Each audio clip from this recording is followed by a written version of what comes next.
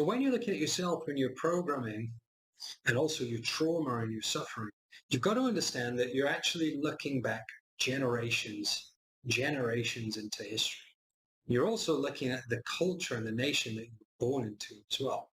So for example, being English and being the country of the empire, and still to this day, one of the main two, the other being the US, we were brought up in England to have a very strong mindset, I believe, very critical mindset, very analytical mindset.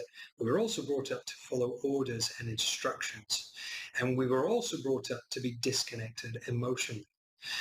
So, you know, some good strengths from the culture, also some bad ones. Because if you want to run an empire, the last thing you want is a bunch of people asking questions, and the last people you want is a bunch of people connected to their hearts and their emotions who don't feel good about ransacking entire countries and stealing their resources.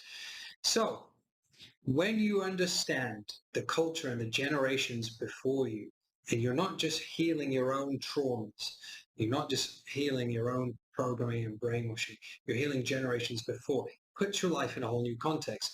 Slavery is another good example. Slavery is by and large stopped now, but the trauma from slavery continues down generation after generation after generation. So you can still say that slavery exists in terms of its pain and its trauma.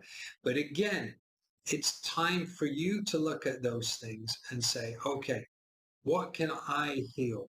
What can I do to empower myself and move on and move beyond all that trauma and suffering in the past from my culture, from different generations?